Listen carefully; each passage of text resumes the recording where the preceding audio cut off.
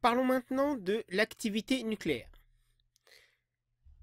Alors, l'activité nucléaire A d'un échantillon radioactif, c'est ce qu'on appelle le nombre de désintégrations qui se produisent par seconde dans cet échantillon. Elle a une unité, c'est le becquerel, puisque M. Becquerel a découvert la radioactivité, donc on l'appelle le becquerel. Un becquerel, c'est une désintégration par seconde, c'est-à-dire que vous avez un noyau qui se désintègre par seconde. Ça fait un becquerel.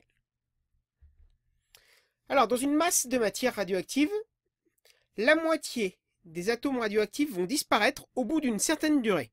Donc, la moitié disparaît au bout d'une durée qu'on appelle période radioactive ou demi-vie. C'est noté T1,5 pour demi-vie ou grand T pour le mot période. Vous savez que grand T est la période.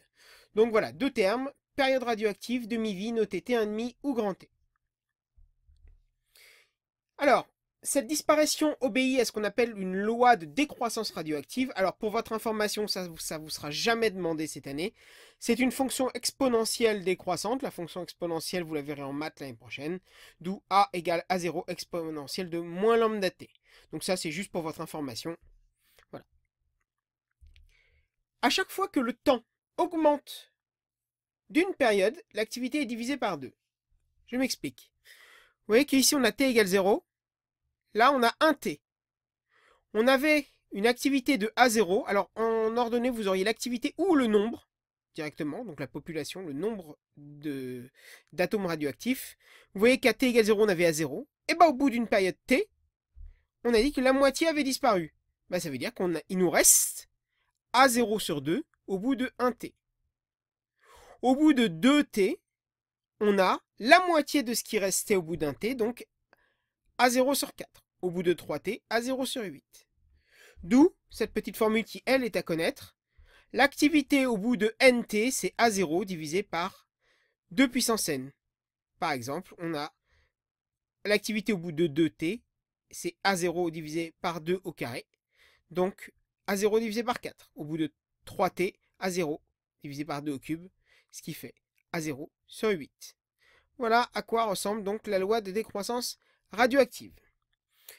Alors, le problème, c'est que ces périodes radioactives sont complètement différentes en fonction de ce qu'on regarde.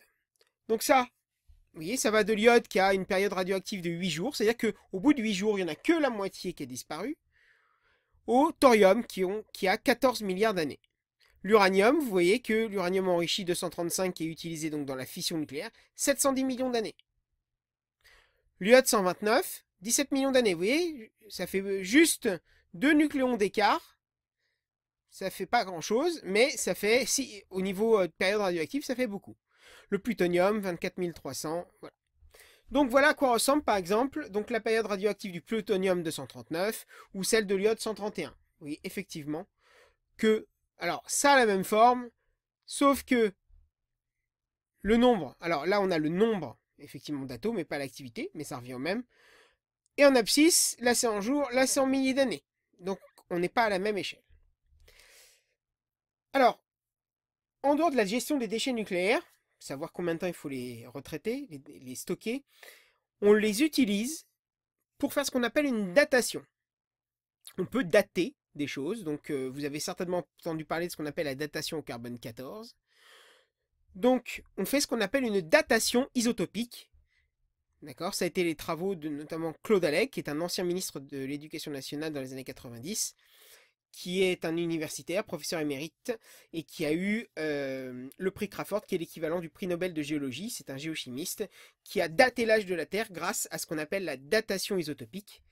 Et les isotopes, dans ce cas-là, on les appelle simplement des radiochronomètres, c'est-à-dire des chronomètres radioactifs, qui permettent donc de faire une datation, tout simplement. Donc en fonction de ce qu'on a besoin de dater, bah, on utilisera l'isotope dont on a besoin. Par exemple, pour dater une œuvre d'art, on utilisera plus du carbone 14. Pour faire des datations géologiques, alors il n'est pas là, on utilisera plus l'un des isotopes du chlore.